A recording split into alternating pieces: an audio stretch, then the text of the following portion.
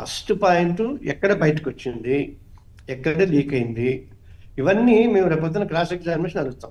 ఈ cross examination అడగటానికి police వాళ్ళు వేసే charge షీటే base.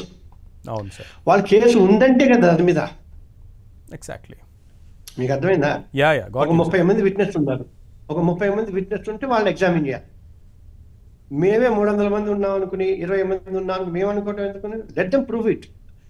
It is in criminal cases what happens, the burden lies on the prosecution to prove the case against the accused. నేను నిర్దోషిని అని నువ్వు చెప్పుకోగల, నువ్వు దోషి అని ప్రూవ్ చేయాలి.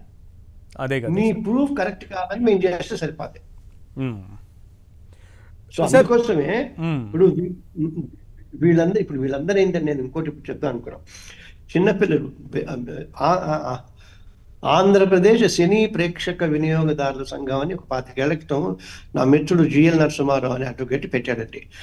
ఢిల్లీ దాకా వెళ్ళి కన్జ్యూమర్ ఫోరమ్స్ విపరీతంగా ఫైట్ చేశారు. మీకు గుర్తుందో లేదో, థియేటర్లోకి తినుబండారాలు తీసుకెళ్ళి విజయవాడకి చిన్న చిన్నవి ఇస్తే వాళ్ళు ఢిల్లీ నుంచి వచ్చి చేశారు. నా క్వశ్చన్ ఒకటి, 1 ఇయర్ పాప లేదా 60-70 ఏళ్ళ వయసున్న వాళ్ళు పెడతారు, లేదా కొంత ఆస్తవానం ఇంకోటి వాళ్ళు పెడతారు అనుకున్నాను థియేటర్లోకి సినిమాకి వెళ్తామని.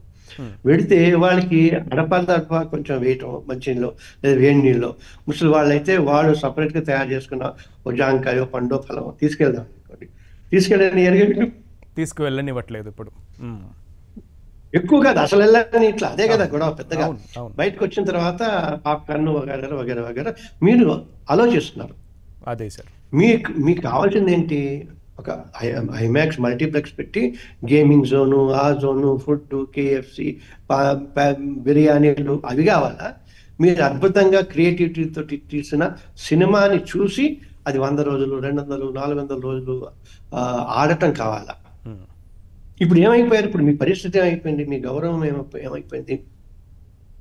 నువ్వు అన్నది. ఇప్పుడు ఇంకొకటి, ఈ మధ్య టెక్నాలజీ తోటి గ్రీన్ మ్యాట్లు వచ్చేసినాయా, విఎఫ్ఎక్స్ వచ్చేసినాయా? మనం మామూలుగా సాధారణంగా పాత వాళ్ళం మనం చూస్తే అబ్బా ఎంత బాగుందో అనుకోవటం తప్ప, ఆ మేకింగ్లు గీకింగ్లు దీనికోసం వెళ్ళామని వీళ్ళే అనుకుంటున్నారు.